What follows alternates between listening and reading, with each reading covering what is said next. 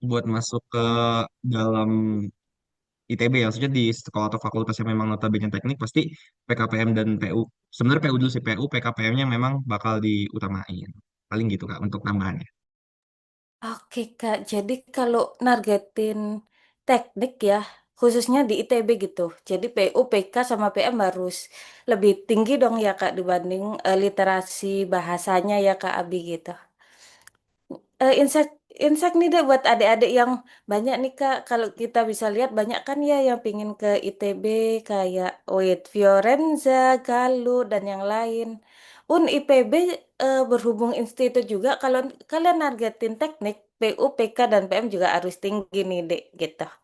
Oke, mungkin kita bagi jadi tiga section ya Kak Abizar. Yang pertama section Takso, yaitu pertanyaan dari aku yang nanti langsung dijawab sama Kak Abizar nih. Kemudian yang kedua, kami juga udah ngumpulin Kak pertanyaan-pertanyaan dari adik-adik beasiswa Amgala Foundation. Itu nanti akan aku sampaikan juga di sesi kedua. Kemudian selanjutnya akan ada sesi tanya jawab secara langsung nih Kak dari adik-adiknya gitu. Nah, untuk mempersingkat waktu, jadi bisa nih Kak, kita start dari pertanyaan pertama nih Kak Abizar. Nah, kan kita tahu ya Kak, stay ITB itu kan sulit banget ya Kak ditembus gitu kan. Persaingannya kan setahu aku 2-3 tahun terakhir juga masih paling tinggi kan Kak, Institute of Kedokteran ya gitu. Nah, kenapa nih Kak Abizar pingin banget masuk stay gitu Kak? Oke, jadi Gimana? makasih Kak Mega atas pertanyaan. Sebenarnya menarik ya soal stay. Ini aku sedikit cerita. Dulu tuh aku nggak kepikiran Kak Mega buat masuk stay tuh nggak kepikiran. Bahkan SNBP ku tuh daftarnya FTMD waktu itu. Karena memang ya ego laki-laki lah, pengen pengen masuk. Waktu itu saya pengen masuk ke Dirgantara kan, karena memang aku suka sama mesin pesawat gitu. Terus ternyata nggak rezeki ya, kayak ini SNBP itu pengumumannya Selasa nggak sih Kak? Bener, Selasa Kak, tanggal Selasa ya? 31. Tanggal 31. Nah, aku teman-teman waktu itu wah kecewa banget karena ya gimana ya Kak, kayak aku tuh kan waktu SMA ambis banget lah. Jadi kayak aku tuh paralel satu terus sampai ini, dan pas SNBP ternyata ya aku dapat merah gitu kan. Karena memang sekolahku tuh nggak punya alumni. Nah, sebenarnya nanti aku bakal bakal cerita sedikit juga soal soal alumni karena memang itu kan sedikit pro kontra gitu ya Kak, terkait alumni ini bener apa enggak, dan aku sebenarnya udah dapet jawaban dari subdirektoratnya kemahasiswaan di ITB. Nah, terus setelah aku dapat merah, ternyata waktu inget banget kan waktu itu juga aku kan pembinaan kan juga sama Haro ya, dan itu waktu itu kan ada fasilitatornya. Kebetulan fasilitator aku tuh waktu itu adalah mapresnya telekomunikasi. Nah, terus kan dia dia cerita-cerita, tapi tahun 2021, 2021 atau 2022 ya, itu stay itu masih satu teman-teman, belum ada stay R dan stay K. Tapi memang secara fakultas kita itu ya fakultas stay, nggak ada fakultas stay R dan stay K. Stay R dan stay K itu cuma julukan di TPB aja. Tapi kalau kalian udah selesai TPB, tetap kalian tuh masuknya ke stay, nggak ada pemisahan antara R dan K. Nah, terus akhirnya aku memutuskan untuk daftar stay yang memang notabene ya orang-orang yang mau masuk ke either electrical engineering atau informatic engineering itu pasti larinya ke ITB karena memang ITB selalu jadi nomor satu kurang lebih berapa tahun ini jadi nomor satu di engineering terutama electrical sama informatiknya kan. Dan kenapa waktu itu stay itu jadi paling besar karena teknologi itu kan di ITB teknologi ya pasti ke stay gitu karena stay itu dari kalian awal masuk semester satu sampai lulus itu pasti kalian nggak bakal lepas dari coding. Paling yang jurusan yang bakal agak nggak begitu coding jurusanku di tenaga listrik karena memang itu lebih ke harus kuatnya ITB tuh ya PLN, pembangkit, terus mobil-mobil listrik itu anak-anaknya tenaga listrik atau electrical power. Dan kalau elektronya itu kan ke arus lemah kayak robotika, kayak kayak kalian nih kalian lagi depan gadget, depan HP, depan apa itu buatannya anak-anak elektro. Tapi kalau kayak pembangkit PLN itu buatannya anak tenaga listrik. Jadi alasan aku daftar karena waktu itu memikirkan ya nggak bakal mati teman-teman sampai setidaknya aku lulus. Jadi aku tuh mikir gini teman-teman, kalau daftar jurusan, kalian bukan pikirin sekarang bagus atau enggak. Oh kak, sekarang kerjaan ini itu gajinya gede banget kak. Oke, sekarang. Tapi 4 tahun, 5 tahun yang akan datang setelah kalian lulus, apakah kerjanya masih bagus? Apakah sumber dayanya masih ada? Apakah trennya bakal masih ada? Jadi kita tuh harus harus harus memikirkan ke arah sana ya teman-teman, harus memikirkan ke arah perubahan yang bakal terjadi. Makanya waktu itu aku mikir yang gak bakal mati itu teknologi, karena ketika teknologi, ketika perkembangan itu mati, ya susah gitu untuk ini. Makanya aku memutuskan untuk ya tabrak aja gitu, mau mau skornya gede apa enggak. Yang penting pede dulu teman-teman. Karena kalau kalian dari awal udah nggak pede, aku bisa aku bisa ngejamin kalian tuh bakal belajarnya itu bakal kurang dibandingkan kalau kalian nekat gitu. Kalau kalian nekat, kalian pasti bakal mikir di kepala kalian gimana caranya aku mati-matian belajar buat dapat skor segitu. Tapi kalau kalian udah akhirnya pilihan satunya bukan kampus impian, akhirnya pilihan satu bukan yang kalian harapin. Kalian belajarnya bakal mikir kayak, nah ini juga pilihan pertamanya bukan yang aku pengen. Jadi ini tuh bener-bener mainin psikologis banget. Makanya waktu itu aku ya nekat aja karena memang aku percaya aku bisa gitu. Jadi kayak gitu Kak Mega. Siap, Kak Abi. Jadi kalau aku simpulkan ada tiga insight nih, Kak. Yang pertama, kita harus bangkit ya, Kak, dari kegagalan. Even kita udah banyak gitu kan ya, Kak, prestasi waktu SMA-nya gitu ya, Kak. Tapi ya, eh, tangan Tuhan bermain ya, Kak Abi di sini gitu. Dan yang kedua adalah kita kalau cari jurusan kuliah itu kita harus pikirkan setelah kita lulus prospeknya gimana ya Kak. Itu juga kan yang jadi kunci Kak Abi kenapa nargetin stay karena ya electrical mah gak akan pernah hilang gitu kan ya Kak Abi. Dan yang terakhir bondo nekat ya Kak kalau bahasa aku jadi kita harus nekat nih untuk ini apa kalau ada istilah itu bermimpilah setinggi-tingginya kalau kalian jatuh pun di antara bintang-bintang gitu ya Kak. Dan alhamdulillahnya Kak Abi achieve nih untuk mimpinya. Nah, yang bikin penasaran nih Kak Abi, apakah Kak Abi udah mempersiapkan SNBT Kak waktu sebelum jauh-jauh dari SNBP? Atau gimana nih Kak cara Kakak belajar untuk bisa achieve nilai SNBT yang setinggi itu dan bisa masuk stay RITB gitu Kak Abi. Strateginya gimana mungkin bisa nih jadi insight buat adik-adiknya. Jadi sebetulnya aku pribadi ya Kak Mega, sama kayak teman-teman yang kelas 12 sekarang kayak, oh project banyak Kak. Kayak adik-adikku tuh bilang kayak, Kak ini gimana cara bagi waktunya, PR mulai banyak, terus tugas akhir mulai banyak, aku udah mau ujian sekolah segala macam. Aku pribadi itu tetap ngutamain sekolah aku dulu. Aku gimana caranya kelar dulu. Gimana caranya aku menyelesaikan semester 6 ini dengan sebaik-baiknya. Kak, apakah kakak tetap belajar? Belajar tetap belajar. Hanya untuk kita tahu atmosfer UTBK itu gimana. Oh, aku baru tahu ternyata ada 7 subtes. Oh, aku baru tahu ternyata subtes ini ngebahas ini. Oh, subtes ini ngebahas ini.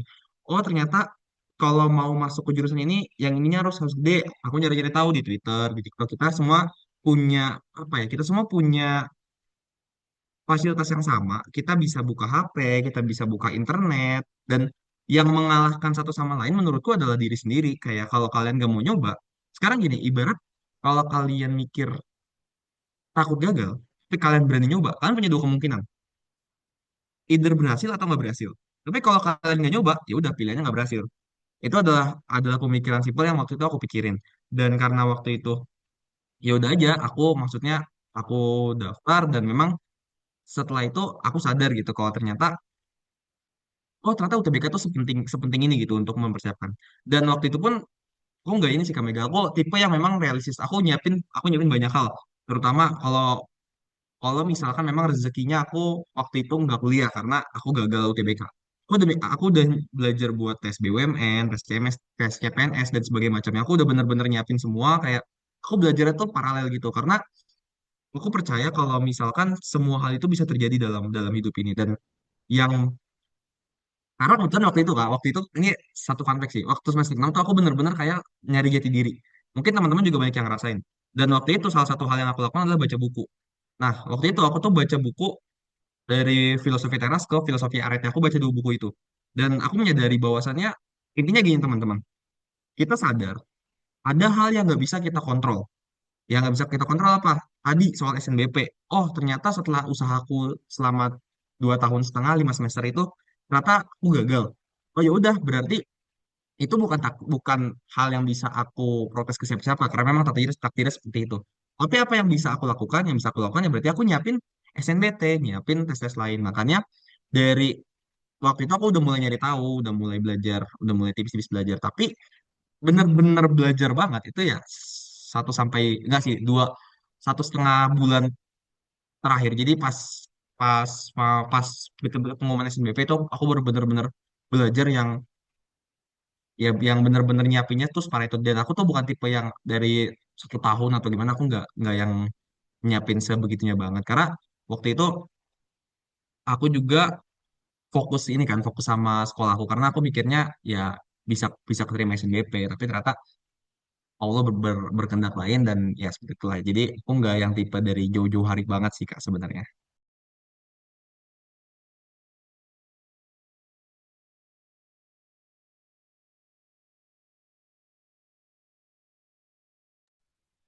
Kak, sepertinya mic-nya belum nyala. Oke, siap, thank you, Kak. Nah, aku bisa bayangin sih, Kak Abi, kayak kita udah siapin 2,5 tahun, ternyata yang udah kita siapin ternyata berkata lain gitu, Kak. Itu pasti something banget ya, Kak. Nah, aku jadi ada dua pertanyaan nih, Kak Abi. Nah, yang pertama, gimana ya, Kak, cara Kakak bangkit gitu dari oke deh move on ke SNBT dan seterusnya. Terus tadi kan Kakak juga sempat mention ya, Kak Abi, kalau udah UTBK itu otaknya aman, Kak Abizar, atau gimana nih, Kak?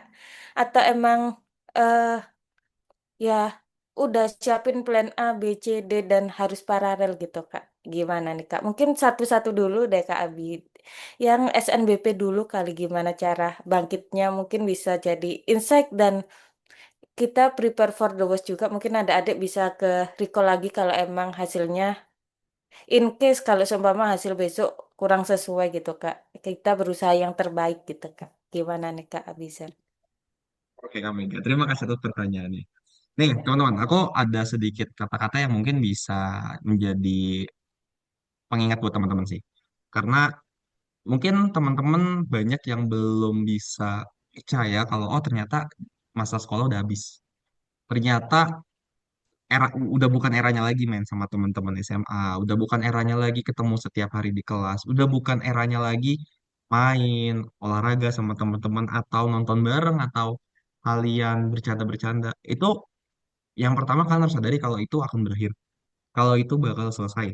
Dan kalian tahu, kalian punya mimpi gitu. Kalian ngebayangin kehidupan yang seperti apa, kalian ngebayangin punya gaji seberapa, kalian ngebayangin punya rumah yang enak apa, senyaman apa. Kalian punya mimpi-mimpi itu. Kalian kalian ngebayangin itu semua di hampir tiap malam kalian, di overthinking kalian, di antara di sela-sela scroll TikTok kalian, kayak I wish or something like that. Dan kalian tahu apa? Semuanya merasakan itu gitu. Dan kalau misalkan kalian berpikir hidup itu ya bakal mengalir aja, I mean like kalian berpikir kayak oh yaudah gimana nanti? Oh yaudah kalau misalkan gak terima ya aku belajar seiniku aja. Atau kalian kepikiran kalau gagal lagi gimana, kalau ternyata gagal gimana. Sebenarnya itu baik lagi kayak tadi aku sampaikan ya, itu di luar dari kontrol kalian. Yang bisa kalian kontrol ya kalian pikirin, kalau misalkan gagal gimana, kalau berhasil seperti apa gitu kan. Jadi kalau kalau kalian gini, kalau kalian punya mimpi buat naik Gunung Semeru, buat naik Gunung Semeru nih, persiapan fisiknya bukan kayak buat kalian naik Gunung Perahu, bukan kayak kalian buat naik Gunung Lawu, tapi ya kalian harus persiapan fisiknya buat naik Gunung Semeru. Jadi kalau misalkan kalian punya mimpi yang besar, apakah mimpi yang besar itu bisa diraih dengan usaha yang kecil, dengan 2 jam 3 jam belajar dan belasan jam lainnya untuk scroll-scroll yang kalian sendiri bingung kenapa kenapa harus scroll-scroll, yang kalian sendiri bingung kenapa aku harus ngebuang waktu untuk hari ini, yang buat kalian akhirnya capek, buat kalian akhirnya kayak overthinking sebenarnya adalah karena kalau aku pribadi ngerasa karena kalian sendiri menyadari apa yang kalian lakukan di hari itu tuh kurang kurang relate buat kurang bermanfaat lah buat buat masa depan kalian. Jadi saranku dari sekarang lah kayak oke aku nggak mood, oke aku aku lagi sedih, aku lagi bete sama temanku. Tapi kalian tuh harus mikir Iya, memang kalian lagi bete, tapi masa depan tuh nggak pernah peduli dengan apa yang kalian rasain. Jadi kalau misalkan lagi seperti itu, waktu itu aku cara bangkitnya setelah aku tahu dapat merah. Tapi lucu sih, waktu itu aku langsung ngupload pakai lagu Glory Glory Man United sih, karena orang merah kan. Terus habis itu gue ngupload di IG ku. Terus habis itu setelah ngupload kan ketawa-tawa sama teman-temanku, karena teman-temanku ikut ngupload kan. Terus kayak tawa-tawa, tapi ya malamnya kena lagi tuh teman-teman. Malamnya nge-scroll dikit, pikiran masa depan kayak gimana, mau jadi apa. Nah, terus ya dari situ aku tahu, aku ketemu satu pola teman-teman. Kita merasa merasa sedih, merasa overthinking, merasa pesimis ketika kita nggak ngelakuin apa-apa di hari itu. Makanya saranku kalian tuh harus punya target belajar. I mean like kalian satu hari kalian punya target, oh hari ini aku harus nyelesain misalkan 70 soal. Kalau nggak 70 soal, aku nggak bakal main game, aku nggak bakal ini. Nih, teman-teman, aku tuh bukan tipe yang nerd yang belajar terus. Kalau kalau kalian mungkin tahu aku tuh sering main terus kayak aku waktu itu aja mungkin teman-teman yang ikut yang tahu aku ML sampai Glory, aku main PUBG sampai S, terus kayak aku main main main COC juga dan itu banyak banget game yang aku mainin. Itu buat aku self reward. Tapi self reward itu dilakukan setelah objektif aku misalkan 70 soal sehari itu udah terlampaui. Misalkan 70 soal, 100 soal itu udah kelar, barulah aku self reward. Barulah aku misalkan motoran, misalkan aku nongkrong sama teman-temanku, dan itu nggak apa-apa. Yang penting satu hari itu kalian udah merasa kalian udah melakukan sesuatu, dan itu bakal ngurangin overthinking kalian. Jadi kayak gitu kak Mega cara aku buat bangkit. Wah, deep juga ya Kak. Ngena banget sih Kak. Iya sih kalau kita nargetin naik Gunung Semeru ya nggak mungkin dong effort kita kayak naik Gunung Bromo gitu kan ya Kak. Aku soalnya kebayangnya cuma Bromo Kak Abi. Aku pertanyaan Bromo nih dan cuma naik jeep gitu kan nggak ada trekking atau something gitu Kak Abizar. Oke, dan yang kedua untuk ngurangin overthinking ya Kak itu baiknya kita punya target gitu ya Kak Abisar jadi bisa lebih cepat bangkit dan new insight nih Kak buat aku lebih kenal Kak Abisar jadi nggak cuma study life balance tapi mabar juga digas ya Kak. Oke mungkin buat adik-adik nih kalau mau mabar udah mythical glory loh ML-nya jadi udah bisa nih mabar gitu. Oke siap Kak. Nah untuk pertanyaan kedua nih Kak yang tadi emang Kak Abizar udah tipe orang yang udah siapin plan A, B, C, D atau gimana nih Kak untuk mempersiapkannya gitu. Soalnya aku pun eh, nggak kebayang juga Kak Abizar kalau aku harus ambis SNBT, paralel dengan BUMN kan soalnya juga kayak TIU gitu-gitu kan, kayak PU-nya kan. Terus paralel juga dengan CPNS itu gimana nih strategi Kak Abizar atau eh, bagaimana cara Kakak belajarnya gitu Kak? Gitu. Silakan Kak. Oke kak Mega. Nah ini sebenarnya menarik sih. Tadi ya kayak kataan nggak siap dari diri sendiri.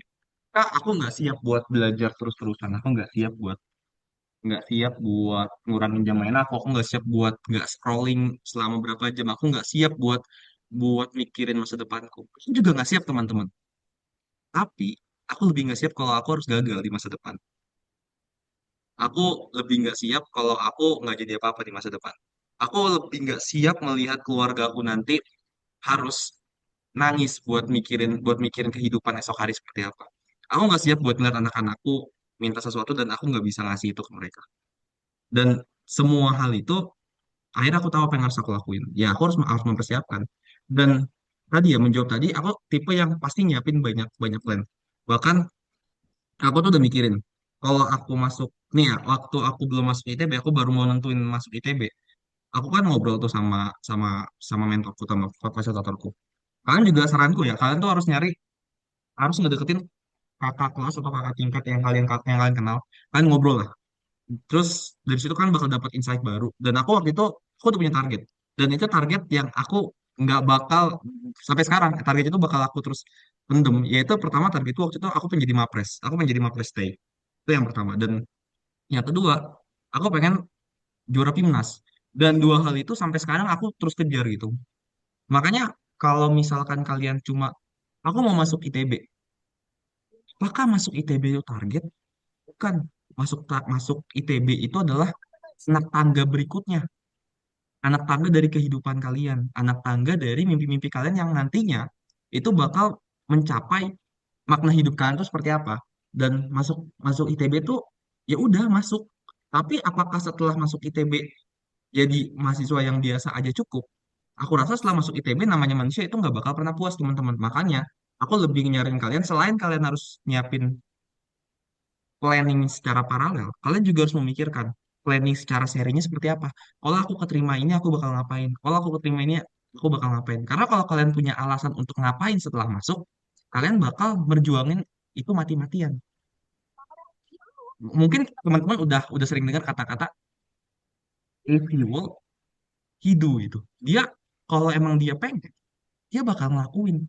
Tapi pertanyaannya, Kak, aku mau masuk UI, aku mau masuk ITB. Tapi kalian belajarnya kayak gitu-gitu aja. Apakah itu yang dinamakan pengen gitu? Apakah itu yang dinamakan cinta? Apakah itu yang dinamakan keinginan? Aku rasa enggak. Aku rasa itu bukan keinginan. Makanya aku saranin kalian buat nyari planning-planning lain, planning A, B, C, D. Selain A, B, C, D, kalian juga harus mikirin planning setelah masuk A ngapain, A1, A2, A3-nya tuh ngapain. Dan hal-hal seperti itu yang tadi ya, itu juga bakal mengatasi overthinking kalian, bakal mengatasi kalian bingung mau ngapain, kalian kayak nggak punya arah, kalian nggak kenal diri kalian tuh seperti apa. Mungkin kayak gitu kan, enggak? Wow, siap Kak. Jadi beyond ITB ya Kak Abizar. Jadi kayak what next nih setelah masuk ITB gitu Kak. Dan itu masukan juga sih Kak Abizar buat aku karena kalau aku ke siswa-siswa kami nih kita karena gini Kak, aku itu selalu bilang ke siswa-siswa kami yaitu kalau bisa kita itu tentukan PTN yang bisa kita yang sebagus mungkin gitu. Kenapa? Karena emang PTN itu nggak menentukan kesuksesan kita, tapi akan menentukan kualitas pertemanan kita, Kak, gitu. Gitu kan ya, Kak Abizar. Nah, jadi menarik banget nih, Kak. Kalau baiknya emang ITB itu yang selama ini jadi end game-nya kita, ya kalau baiknya jadi cuma milestone kita lah ya, tanda kutip milestone gitu, karena ada aim yang lebih tinggi nih, ada tujuan yang lebih tinggi yang harus kita raih gitu Kak. Seperti mungkin Kak Abizar mungkin bisa kita bantu aminin bareng-bareng ya Dek dan bisa jadi motivasi nih buat kita semua yaitu semoga bisa Mapres dan Timnas juga gitu Kak. Itu bakal keren banget sih Kak. Jadi yang selama ini kayak milestone-milestone untuk jadi Timnas ya Kak kayak penerima Ganesha Award terus duta kampus juga dan aktif di yang lain juga ya Kak Abizar. Nah, mungkin tadi di awal Kak Abi sempat mention Kak kalau ada ini nih apa mitos tentang alumni Kak yang Kakak juga dapat info dari ring satunya ITB ya Kak gitu. Gimana nih Kak Bizar mitos dan faktanya mungkin untuk terkait alumni apakah seberpengaruh itu untuk SNBP atau gimana nih Kak?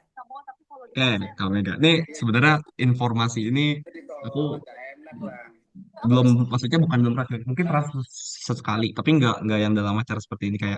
Ini aku bakal nyampein gini. Jadi kalian teman-teman, nih sekarang aku sedikit mengajak teman-teman jalan-jalan. Kalian kita semua misalkan teman-teman ngobrol sama teman-teman yang daerah lain. Let's say, oh satu daerah tapi beda sekolah. Misalkan Seman satu Tangerang ngobrol sama Seman berapa ya? Misalkan Seman 7 Tangerang.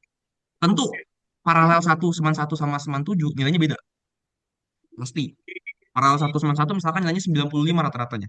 Seman 7 rata-ratanya 90 doang misalkan. Nah, untuk menyamaratakan itu, apa yang bisa dilakukan oleh Kemendikbud? Nah, dulu dulu namanya bukan Kemendikbud, dulu namanya Kementerian Pendidikan lah, Kementerian Pendidikan, Kementerian Pendidikan. Nah, sebenarnya yang dilakukan untuk menyamaratakan itu adalah dengan indeks, indeks sekolah. Nah, sekarang pertanyaannya indeks sekolah itu apa aja, Kak? Setelah aku ngobrol dan aku nyari tahu indeks sekolah itu nih ya, diinget-inget, indeks sekolah itu yang paling besar adalah pertama sekolah ini sebagus apa? Secara ranking, secara prestasi, secara alumni yang dihasilkan. Alumni itu ternyata teman-teman itu berpengaruh, dan itu kenapa bisa berpengaruh? Tapi walaupun itu kecil sebenarnya. Sebenarnya itu kecil. paling besar tuh bobot nilai yang didukung oleh indeks sekolah. Nah, indeks sekolah kayak ranking sekolah, kayak alumninya udah kemana aja. Nah, alumninya ternyata dicek juga di kampusnya alumninya ngapain aja. Apakah alumninya cuma jadi mahasiswa biasa saja, atau Ada alumninya berdampak? Semua itu ada datanya. tidak Semua dan itu sebetulnya ada menghargai. nama-nama yang memang, oh ternyata ini anak dari SMA ini aktif. Oh Ini ternyata nih anak dari ini aktif. Nah, buat nyeleksi SNBP yang jumlahnya puluhan ribu puluhan ribu, misalkan satu satu satu orang daftar, misalkan satu fakultas, kalau di ITB misalkan, let's say kita ngomong FTI, misalkan FTIRI yang daftar puluhan sampai ratusan ribu, aku kurang tahu. Nah, terus gimana cara kita, bisa kita cuma ngelis doang, ngelis ranking? Nggak mungkin, karena penilaian raport beda-beda. Nah, caranya dicek dari sekolah-sekolah ini alumninya mana aja. Terus dicek nih anak punya prestasi apa aja. Apakah dia punya medali OSN, apakah dia punya punya prestasi apa, prestasi apa. Itu baru dicek dulu ke situ. Prestasi individu sama indeks sekolah. Jadi, kalau ngomongin alumni tadi, alumni itu berpengaruh. Dengan catatan, alumninya memang aktif dan memang dia itu punya nilai di kampus tersebut. Sumpah itu jadi mind blowing banget buat aku waktu itu, karena aku pikir itu tuh ya SNBP tuh ya kayak oke-okein aja, kayak memang ya udah masuk masuk, enggak gitu kan, kayak itu mungkin cuma ngeliat sekolah doang, oh mungkin alumni kebetulan aja atau gimana. Ternyata memang itu jadi standar, bukan standar tapi penilaian minor ya. Baik lagi ini penilaian minor. Tapi minor ini itu menentukan apakah nilai kalian tuh benar atau enggak. Kayak sistem TKA sekarang. TKA sekarang kan untuk memastikan nilainya benar atau enggak. Nah, dari sebelum ada TKA itu penilaiannya lewat indeks sekolah tadi. Makanya indeks sekolah itu bakal bakal penting banget. Nah, terbukti lagi setelah 2025. Oh ya, fun fact, sekolahku itu ngasih nilai kecil banget. Aku sebagai paralel satu rata-rata tuh cuma 86. 86 tuh sangat kecil. Sumpah itu kecil banget. Dan kayak 86, dan pas aku nanya, kenapa ngasih kecil banget? Dia bilang, wah justru ini nilai kamu tertinggi selama sekolahnya didirikan. Loh, makin kaget. Karena 86 tuh 86 tuh puluhan paralel di sekolah sebelah aja kagak gitu kan. Aku nanya ke temanku, lu paralel berapa? 14. Oh, berapa rata-rata lu? 91. Wow, keren ya. Terus, nah dari situ aku sadar kayak, oh, ya memang nggak bisa. Nah, terus tiba-tiba tahun 2025 kemarin, ada tingkat ke paralel 2 nilai rata-ratanya cuma 83. Dan yap, dia keterima ITB. Dari situ aku sadar, ternyata alumni memang menjadi faktor penilaian juga dari suatu sekolah, karena kampus itu untuk memastikan mahasiswanya ini pintar atau enggak, beneran berdampak atau enggak, dilihat alumninya. Oh ternyata alumninya ini di kampusnya bagus. Ternyata memang sekolah ini berhasil mendidik. Nah, itu memang balik lagi teman-teman. Ini nggak menjadi patokan, karena barangkali kalau yang daftar paralel nomor 50 barangkali belum tentu keterima. Jadi kayak ya kita lihat nilainya, oh nilainya segini, tapi dia paralelnya tinggi. Kita lihat apakah alumninya dengan paralel yang sama punya prestasi di kampus ini. Jadi kayak itu sebenarnya jadi penilaian selain penilaian berikutnya, bukan penilaian utama ya. Baik lagi aku bilang bukan penilaian utama, tapi itu menjadi faktor yang aku rasa minor tapi salah satu kunci gitu. Makanya makanya kenapa di SMA besar, mungkin aku nggak tahu teman-teman ada yang sama atau enggak, ini mungkin bisa dikoreksi juga. Ada temanku dari SMA 8 Jakarta yang di mana notabene dia top 10 sekolah terbaik di Indonesia. Dia itu udah dipatokin siapa yang mau masuk ini, siapa yang mau masuk ini. Mereka tuh udah punya strategi karena mereka melihat alumni-alumninya gitu. Jadi nggak salah juga kalau memang kita mau bilang alumni itu berpengaruh ya, kalau aku setelah aku dengar itu ya ternyata memang berpengaruh walaupun tidak sebesar itu, tapi memang agak krusial untuk menentukan oh nih anak pantas nggak buat masuk ke kampus ini, jadi kayak gitu Kak. Oke, siap. New insight sih Kak buat aku. Karena sebelumnya itu aku juga sempat dengar juga baca data gitu Kak Abi. Jumlah eh, mungkin aku bisa sebut univnya ya. Jumlah peserta yang diterima di UI dari Semandel SMA 8 itu bahkan lebih banyak dari jumlah siswa yang diterima dari daerah di luar Jawa gitu, Kak. Gitu sih, Kak. Jadi kayak, oh ternyata ada dua nih. Kalau aku simpulin mungkin nanti bisa dikoreksi ya sama Kak Abi. Ada dua penilaian untuk SNBP. Yang pertama dari sisi individu siswanya sendiri, apakah berprestasi kayak medalis OSN kah, atau paralel sekolah dan seterusnya. Kemudian yang kedua dari indeks sekolah ya. Dan di indeks sekolah ini ada peringkat sekolahnya kayak Seman 8 Jakarta di compare sama SMA lain kan juga beda kan. Nah, terus termasuk alumni itu juga salah satu penilaian dari indeks sekolah dengan catatan alumninya berprestasi ya. Jadi bisa nih buat adik-adik jadi motivasi, mungkin bisa bukain gerbang buat adik kelasnya supaya bisa keterima SNBP gitu. Kalau emang sekolahnya mungkin masih indeksnya belum setinggi 98 dan seterusnya gitu ya, Dek. Jadi masuk ITB itu ataupun PTN-PTN unggulan lainnya, UGM, UNER, UI dan seterusnya itu jadi milestone lah supaya kalian bisa memberikan impact lebih gitu, Dek. Mungkin Kak Abizar aku ada satu nih Kak pertanyaan terakhir sebelum aku move ke pertanyaan dari adik-adik batch one yang udah aku kumpulin nih Kak Abizar. Nah, seperti yang aku tahu nih Kak tentang Kakak, Kakak kan juga aktif juga ya Kak di organisasi, ngajar juga dan ikut duta kampus juga. Nah, itu gimana Kak strateginya Kak Abizar untuk study life balance gitu Kak, supaya bisa achieve beberapa milestone untuk jadi mapres ini gitu Kak Abizar. Silakan Kak. Oke, Kak Mega. Nah, sebetulnya aku ada satu informasi lagi sih, Kak, yang aku sampaikan terkait yang sebelumnya. Aku agak lupa nyampein. Kalau blacklist sekolah itu mitos. Jadi nggak ada kayak teman-teman SNBP daftar terus nggak diambil, itu sekolahnya bakal di blacklist, itu nggak ada. Itu nggak ada sejarah seperti itu. Karena kampus itu nggak bakal dapat data kalau anaknya nggak daftar ulang. Jadi kalau misalkan dia belum daftar ulang, terus dia ngundurin diri, itu nggak bakal daftar. Jadi jangan takut kalau ada kakak kelas yang dia keterima nih SNBP, Kak, tapi nggak diambil. Berarti sekolah aku udah di blacklist. Kalau ITB sendiri itu nggak ada. Tapi aku nggak tahu ya univ lain gimana. Tapi kalau dari ITB itu nggak ada karena memang datanya nggak masuk, teman-teman. Itu jadi itu salah satu insight juga mungkin buat teman-teman atau bisa disampaikan ke adik kelas atau bagaimana. Jadi kayak gitu. Nah, terus menyambung pertanyaan kami tadi terkait cara ngatur waktu. Nah, sebetulnya kalau dari aku pribadi ya, ngatur waktunya bisa dibilang lebih ke ini sih, lebih ke gimana caranya maksimalin setiap waktu tuh yang bikin apa ya, yang bikin aku tuh tetap bisa ngejalanin. Contoh gini, aku dulu tuh waktu, ini aku ngambil pas posisi kayak kalian ya. Dulu aku tuh sekolah lah, sekolah dari pagi sampai jam 3 sore. Jam 3 sore ngapain? Jam 3 sore aku main sama teman-temanku. Aku main sampai sore, sore malamnya belajar buat besok. Dan itu repeat.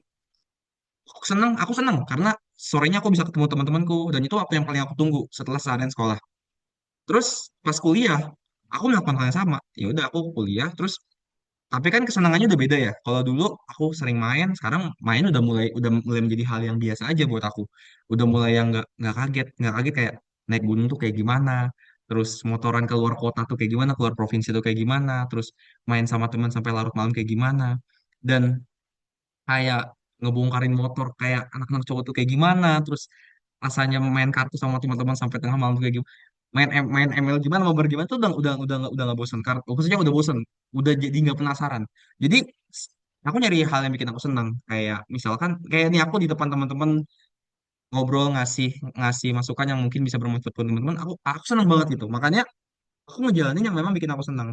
Nah, gimana caranya biar senang? Ya kalian harus tahu kalian kuliah buat apa. Kalau kalian tahu, oh aku kuliah biar kayak gini, biar kayak gini, jadinya kalian buat ngejalanin apa apa tuh seneng, nggak nggak terpaksa, nggak merasa ngabisin energi. Karena kalau kalian nggak ada kegiatan pun, tapi kalau kalian energinya habis karena satu kegiatan, wah berantakan semuanya.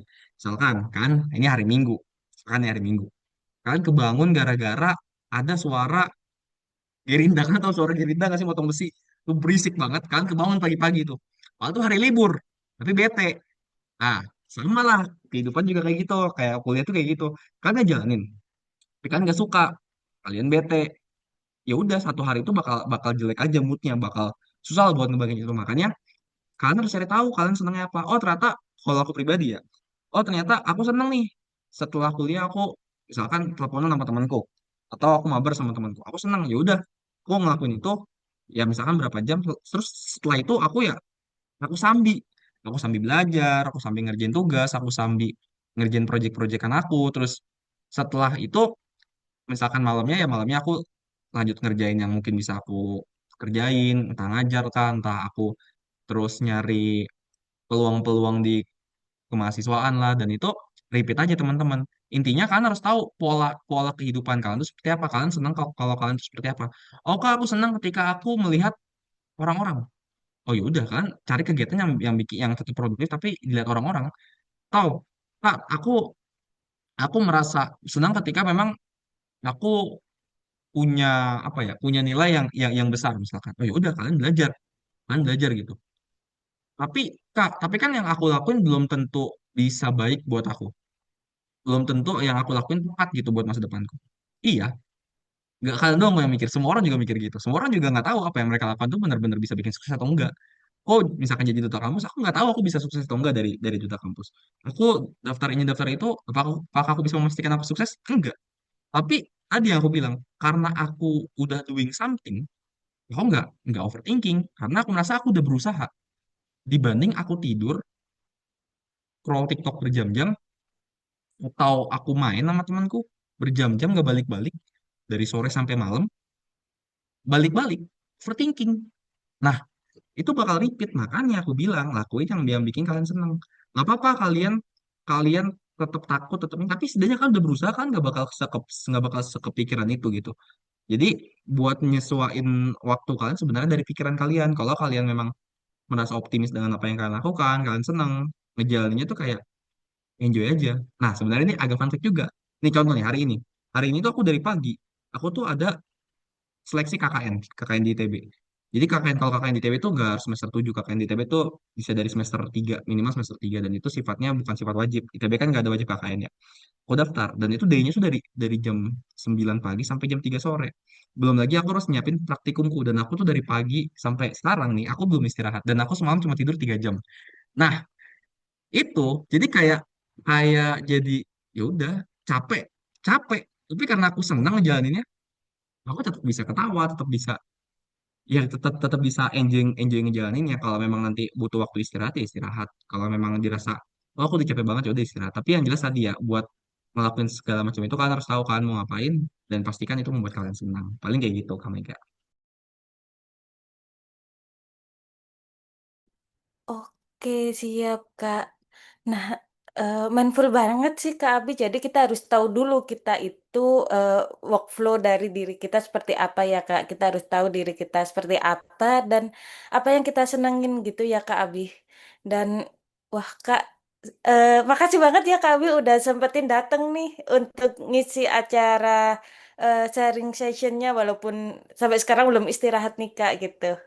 Dan nanti semoga bisa makin seneng lagi ya Kak Abi untuk bisa berdampak lebih gitu. Nah, jadi aku ingat dari percakapan dengan Kak Abizar nih tadi yang sempat Kakak mention kalau kalau kita overthinking ada dua opsi nih. Kita mencoba atau nggak mencoba. Kalau mencoba opsinya juga ada dua kan, either berhasil dan either gagal gitu. Tapi kalau nggak mencoba pasti gagal. Dan Kak Abi pilih yang pertama. Coba dulu lah untuk seterusnya gitu ya Kak. Oke Kak, insightful banget dan mungkin bisa diterapin juga ya buat adik-adik. Jadi eh, kalian kalau udah masuk kuliah itu bisa banget eh, cari apa yang bikin kalian seneng, ketemu orang kah, atau mungkin mabar atau kumpul sama temen itu bisa banget. Jadi nggak fokus belajar aja supaya kita masih tetap bisa balance nih antara kehidupan, akademik dan seterusnya. Karena tuh be honest aku pun juga pernah kuliah nih adik-adik dan kuliah itu terkadang bikin capek, makanya kita juga perlu cari apa yang kita senang gitu ya, Kak Abi. Oke, siap, Kak. Nah, kalau gitu sekarang aku izin move ke pertanyaan dari adik-adik dulu ya, Kak, gitu. Nah, mungkin pertanyaan pertama, wait, eh, dari Aditya, Kak, yaitu secara materi dalam UTBK, apakah ada materi khusus Kak Abi yang tiap tahun pasti keluar gitu? Eh, Kayak mungkin di PK, PM, atau subtes lain nih Kak yang tiap tahunnya pasti keluar gitu Kak Abi. Nah gimana nih Kak, setelah Kakak amatin tahun-tahun sebelumnya dan Kak Abi juga pernah SNBT juga, apakah ada Kak materi yang selalu keluar gitu? Oke Kak Mega, atas pertanyaan terima kasih buat Ade juga yang udah ngasih pertanyaan. Nah gini ya, sebenarnya yang pertama, sebelum itu aku mau jelasin. Kalau ini ya, ini teman-teman harus paham kalau PU itu adalah subtes yang paling utama dan paling dasar di semua jurusan. Kalau PU kalian flop, aku bisa mastiin kalian terimanya bakal kecil banget karena PU itu adalah landasan landasan dasar mahasiswa ini bisa berpikir atau enggak buat perkuliahan. Jadi PU itu kalian usahain tuh gede banget mau kalian mau ngambil jurusan apapun itu. Itu yang pertama. Terus kalau materi yang paling pasti keluar. Sebenarnya UTBK itu kan dia bakal punya paket-paket. Jadi kayak misalkan day one day itu bakal tipenya bakal beda. Jadi kalau misalkan hari ini keluar matriks, besok belum tentu keluar matriks. Tapi yang jelas kalau dari yang teman-teman lihat di sosial media atau bocoran-bocoran orang kayak list-list materi yang pasti keluar segala macam, kemungkinan besar memang itu semua pasti keluar. Tapi kita nggak tahu kita bakal dapet yang mana. Kita nggak tahu kita bakal dapat pola bilangan kah? Kita nggak tahu kita bakal dapet matematika kah? Matematika sosial kita nggak tahu kita bakal dapat soal tentang diskon pajak or something like that kah? Kita nggak pernah tahu. Bahkan ya, kalau aku mau bilang apakah bakal bakal ada yang keluar terus, aku rasa dari tahun ke tahun, terutama yang soal-soal kayak PU, PKPU itu pasti yang udah kalian pelajarin.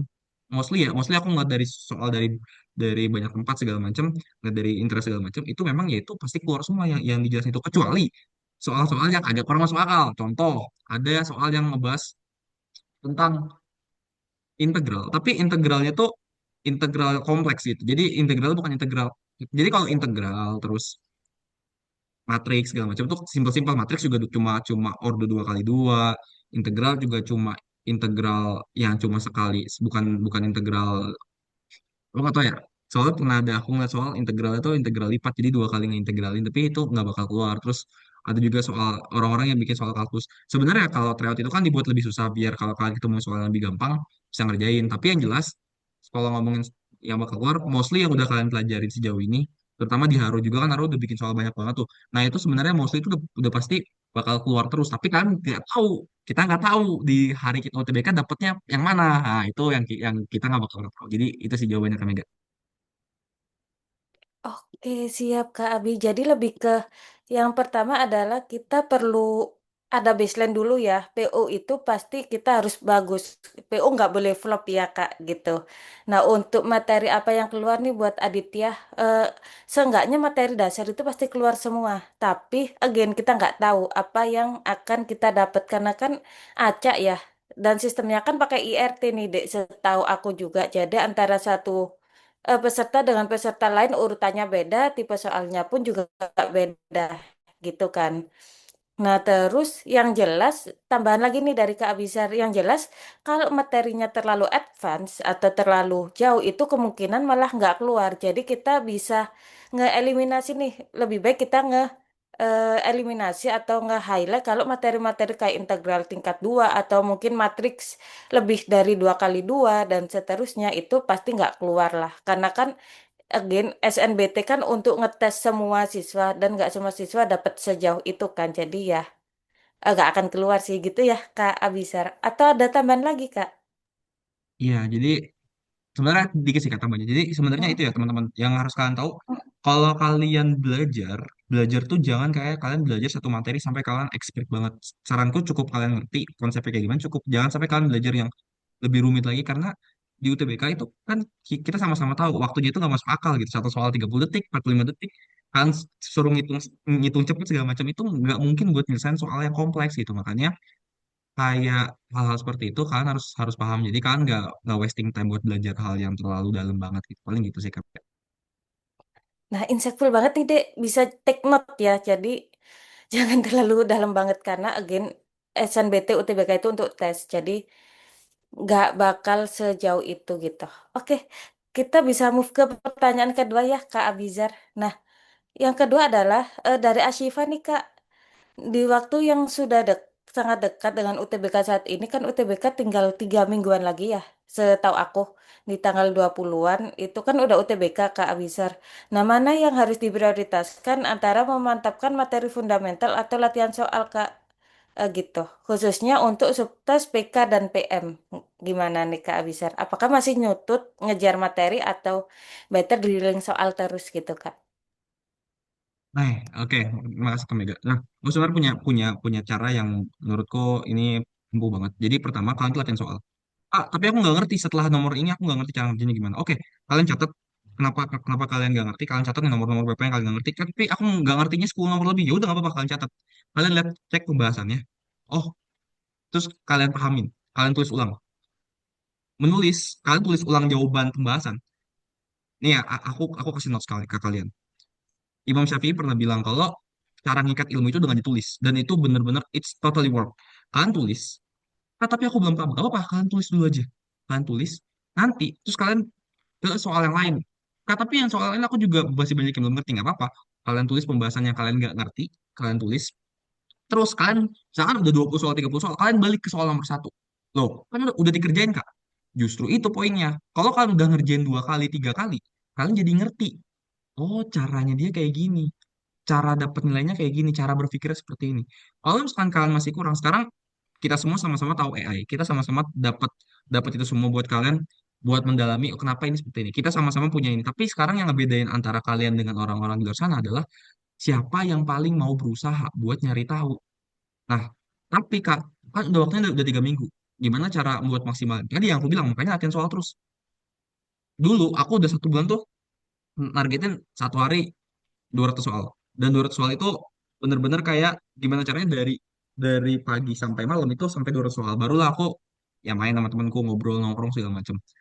Kak, 200 soal nggak kebanyakan buat PKPM menurutku nggak asli. Karena ini ya teman-teman, kalau kalian buat nyiapin masa depan, aku rasa belasan jam pun sehari nggak cukup menurutku. Karena gini, dulu dulu aku sebenarnya habitku agak agak jelek sih. Kan dulu kayak misalkan belajar nih, misalkan setelah misalkan kalian udah nggak sekolah kan kan udah nggak sekolah ya udah perpisahan ya. Nah terus kalian pagi nih bangun terus belajar belajar let's say sampai siang-siang udah mulai berasa tuh kepala udah mulai keling segala macam nggak apa kalian ambil jeda dikit ngantuk apa saranku jam 1 itu mulai lagi sampai sore sore jam 4 jam 5 istirahat lagi istirahat keluar menikmati hidup dulu habis maghrib belajar lagi dan dulu aku tuh belajar bisa bisa sampai jam 3 tuh aku nggak belajar sendiri aku ngajakin teman buat Discordan. Kita bertiga belajar bener-bener literally kita full belajar sambil ngobrol. Kak, tapi kalau sama teman kebanyakan ngobrolnya berarti kamu yang harus nentuin kayak ngomong eh eh, kita bahas bahas 15 soal dulu yuk baru kita ngobrol. Aku kayak gitu dulu 15 soal nah baru kita ngobrol bentar terus lanjut lagi dan itu nggak kerasa. Aku bahkan 1 hari aku pernah pakai aplikasi buat ngitung waktu belajar gitu. Dan aku pernah 1 hari itu belajar sampai 17 jam. Dan apakah menurut itu agak ekstrim? Tapi itu sih yang itu nggak tiap hari. Tapi itu maksudnya untuk ngegambarin. Oh ternyata kalau kalian ketemu flow buat belajar yang enak, kayak kalian latihan soal, nggak tahu kalian tulis lagi. Yang penting sampai 200 soal. Misalkan, kak aku udah 30 soal, terus aku ngulang lagi ke nomor satunya. Berarti aku ngitung ke 31 atau ngitung ke 30 soal? Kalau aku ngitung ke soal ke 31. Jadi itu buat ngasih pacuan ke diri kalian, oh aku udah bisa nyelesain 60 soal hari ini. Aku udah mempelajari 60 soal. Dan self reward yang seperti itu yang bikin kalian belajarnya makin kuat. Makanya tadi buat ngejawab tadi, saranku jangan belajar fundamental karena udah waktunya mepet. Kalian harus belajar belajar soalnya. Kalau kalian nggak tahu itu materi apa, baru kalian cari tahu materinya apa dan kalian cek cara ngerjainnya gimana. Jadi kalau dari aku kayak gitu. Ya. Oke, siap Kak Abi. Jadi bisa banget nih dipraktekin buat adik-adik ya. Jadi next untuk sekarang better latihan soal sidik dan dengan ditulis ya Kak kalau nggak paham. Jadi nggak apa-apa next next ditulis dan again kita harus berjuang lebih ya Kak kayak sehari 17 jam 200 soal dan seterusnya karena itu pasti terbayar kok Dek kalau kita alhamdulillahnya bisa lolos SNBT gitu ya Kak Abizar. Oke Kak, thank you banget Kak atas jawabannya dan itu applicable banget Kak untuk bisa kita terapkan gitu Kak Abi. Oke, kita bisa move ke pertanyaan ketiga nih Kak, yaitu dari Mutia Kak Abi, yaitu menurut Kak Abi bagaimana ya Kak cara mengatur waktu? Oh, wait. Oh, ini next question nih Kak dari Ashifah, yaitu kan sekarang udah deket nih Kak Abizar. Nah, gimana ya Kak cara supaya tetap benar-benar intensif UTBK dan ninggalin materi sekolah gitu Kak. Karena kan nggak mungkin ya Kak kita bisa balance antara UTBK dan sekolah gitu Kak. Tapi harusnya kan nggak ada sekolah ya Kak Bizar kalau udah pengumuman SNBP. Atau mungkin Mutia bisa ada tambahan Mutia untuk menjelaskan hal tersebut. Hmm. Oke, mungkin bisa ke next question deh Kak Abi. Ini menarik juga Kak. Dari Fawas Kak Abizar yaitu eh, spesifik ke stay ITB nih Kak. Untuk stay ITB Kak Abizar, apakah ada kerjasama riset dengan kampus dan negara mana aja ya Kak untuk stay ITB dan sama anak-anak stay itu banyak yang ikut hackathon, startup dan seterusnya gitu nggak ya Kak? Gimana nih Kak Abi setelah 1 tahun lebih di jurusan tersebut gitu? Oke, aku jawab agak singkat sih. Jadi yang jelas pasti ada dan banyak sih sebenarnya. Tapi mungkin aku nggak bisa nyebutin semua karena aku nggak ingat juga nama-nama kampus di luar negeri. Tapi mostly mungkin yang kalian kenal kampus nomor 8 dunia, NUS itu kerjasama dan Katingku sekarang lagi studi board di sana. Ya 1 semester di sana. Terus beberapa kampus di sebenarnya kalau di stay sendiri kebanyakan sih kalau aku lihat kebanyakan tuh ke Jepang karena Jepang itu teman-teman itu riset tentang pembangkit tentang listrik tentang teknologi itu mereka maju banget Jepang ya jadi Jepang tuh software software electrical gitu mereka maju banget dan di stay itu banget dan tadi kalau ngomongin hackathon ya banyak sih jujur kalian kalian kalau nyari nyari tahu tentang anak-anak stay ya itu kebanyakan memang mereka yang kuat banget di bidangnya jadi kalau tadi ngomongin hackathon ya pasti banyak gitu dan sekarang top satu jurusan tentang informatik di mana gitu kan kayak sebenarnya memang kalau ngomongin top satu kan itu dari fasilitas segala macam tapi mahasiswanya kita nggak tahu kan kita balik lagi ke mahasiswanya beneran sejago itu apa enggak tapi sejauh ini lulusan lulusan tentang yang berkaitan STI atau informatika ya ITB gila banget gitu paling gitu sih jawabannya kami. Oke, siap Kak Bizar. Jadi buat Fawaz nih, jadi untuk kerjasama UNIF ataupun ke luar negeri itu pasti banyak ya Kak gitu. Dan untuk hackathon pun juga pasti peluangnya banyak. Dan FYI juga nih buat adik-adik semua, Haro Education juga saat ini juga sedang di bawah eh, pembinaan nih dari ITB walaupun aku udah lulus 5 tahun plus ya dari ITB tapi alhamdulillah masih dinaungin dan masih dapat banyak insight juga gitu.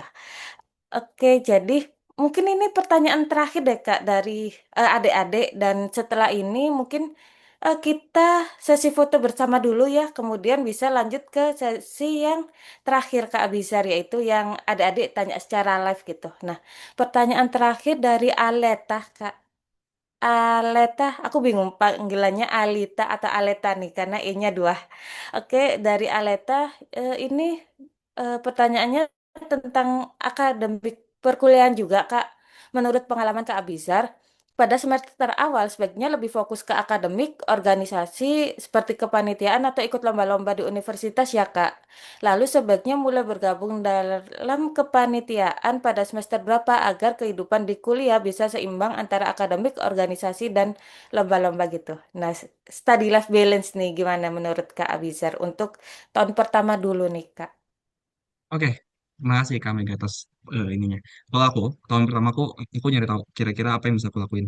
Contoh, aku nyari-nyari tahu tentang, misalkan teman-teman bisa, misalkan ngecek nyari beasiswa kuliah, terus nyari tahu, oh lomba ini bisa diikutin buat semester berapa, oh ini bisa diikutin sama semester berapa, ini kegiatan ini bisa diikutin sama semester berapa. Contoh kegiatan, misalkan kalian, ini contoh misalkan beasiswa, misalkan kalian mau daftar nanti kalau misalkan, aku nggak tahu ya, kalau misalkan nanti kalian tuh bakal bakal nyari apa kayak misalkan kalian ikut kegiatan jadi asisten dosen atau apa kalian belum kebayang mungkin ya tapi kalau udah ada kebayang syukurlah tapi yang jelas kalian harus metain dulu kalian mau mau jadi mahasiswa yang seperti apa itu yang pertama. Oh dari aku pribadi aku dulu aku dari semester 1 udah udah banyak kegiatan sih dan bahkan sampai sampai semester 4 ini kegiatanku benar-benar bikin capek dan to be honest, kalau secara IP, aku tuh bukan yang bagus banget. Aku termasuk yang menengah di ITB. Tapi kalau untuk di fakultasku di stay, aku rasa aku termasuk yang agak rendah karena stay itu isinya orang-orang yang akademik banget. Jujur terlalu akademik sentris menurutku karena berkemahasiswanya agak kurang sih. Jadi kayak memang mereka kebanyakan akademik sentris. Tapi yang jelas aku udah tahu aku mau ngapain. Jadi gini teman-teman, mungkin aku bisa sedikit jelasin kalau misalkan kalian tergantung kalian jurusan apa. Kalau kalian misalkan ngambil jurusan kayak kedokteran, kayak hukum, kalian terus kuatin akademik mau dari semester 1 semester berapa, kalian terus kuat strike sampai lulus. Karena kalian tuh yang dipakai ilmunya kedokteran, kalian IP-nya kecil, gimana mau mau operasi orang? Hukum kalian IP kecil, gimana kalian mau ngertiin suatu kasus gitu kan? Tapi kalau kalian itu kan kayak kayak dokter, pengacara, terus peneliti itu IP-nya harus gede. Tapi kalau kalian pengen jadi teknisi, pengen jadi yang di lapangan, pengen jadi orang yang pintar ngomong atau apapun itu ya kalian berarti udah tahu. Berarti aku nggak cuma akademik doang, gimana caranya aku tetap ikut banyak kegiatan gitu. Jadi pertama kalian harus tahu kalian tuh ngambil jurusan apa dan kalian mau jadi apa. Kalau udah itu ya kalian tinggal nyesuaiin. Tapi kalau dari semester satu sendiri, saran gue tadi kalian harus metain kalian mau ngambil apa. Dan kalaupun kalian cukup berani untuk ambil resiko, kalau aku waktu itu cukup berani untuk ambil resiko, aku langsung banyak ikut kegiatan. Dan dan syukurnya karena memang aku masih bisa adaptasi, aku nggak tahu ya kalau ke kalian tuh work atau enggak. Itu tetap menurutku tetap fine-fine aja sih. Jadi kayak gitu sih kami kayak jawabannya. Oke, siap Kak Bizar. Jadi step pertama sebelum nentuin kita ikut kepanitiaan, lomba, atau akademik, kita harus tahu dulu kita mau jadi apa gitu ya Kak. Baik di kuliahnya ataupun pasca kuliah gitu ya. Nah, kemudian sehingga kita nggak terpaku untuk akademik sentrik atau gimana. Kecuali kalau jurusan-jurusan kayak kedokteran dan seterusnya kan itu ilmunya kepake banget ya Kak Bizar. Mungkin aku sedikit nambahin Kak.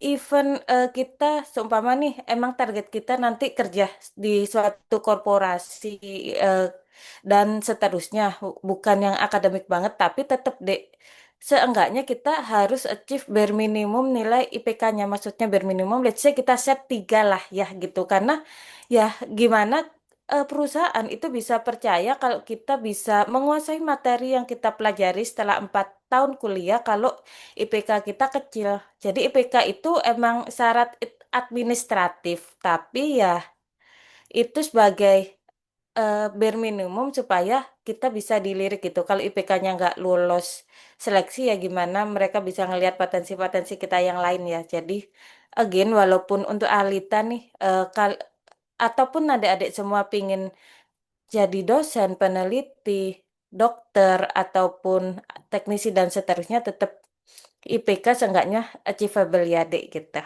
Oke, siap. Mungkin itu pertanyaan terakhir Kak Bizar dari adik-adik. Mungkin next step-nya kita ada foto bersama dulu nih Kak dengan adik-adik semua. Jadi untuk adik-adik bisa open cam terlebih dahulu ya. Nanti akan dipandu oleh Kak Ningsi untuk take screenshot-nya gitu. Bentar Kak, aku izin remove highlight. Bentar ya.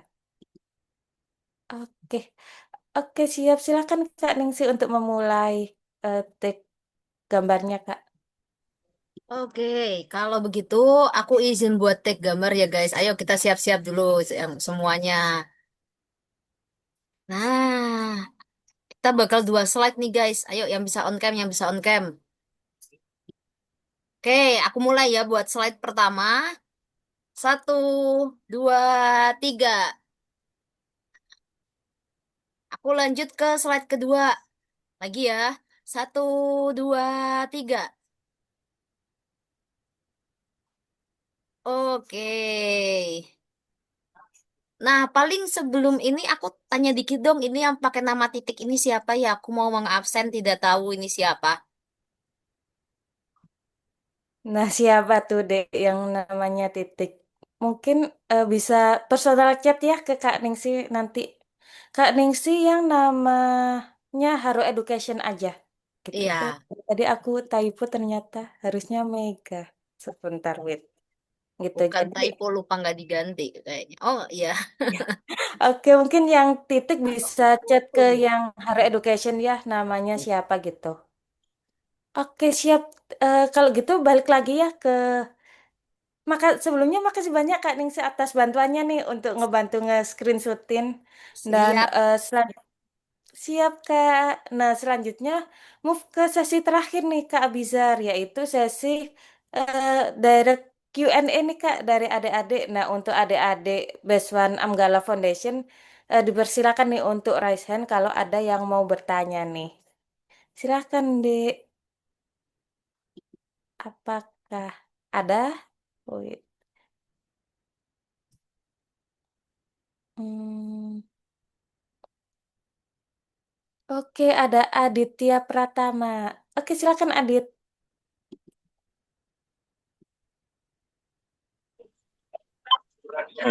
Izin apakah suara saya terdengar jelas? Terdengar. Oke. Eh, Bismillahirrahmanirrahim. Kak, izin bertanya. Kan kita kan habis apa ya? Bentar lagi ada pengumuman SNBP. Nah, semisal kalau SNBP-nya nggak keterima kan, otomatis kita nge-push lagi belajar UTBK-nya. Bahkan kalau kata guru saya itu 5 sampai 10 kali lipat.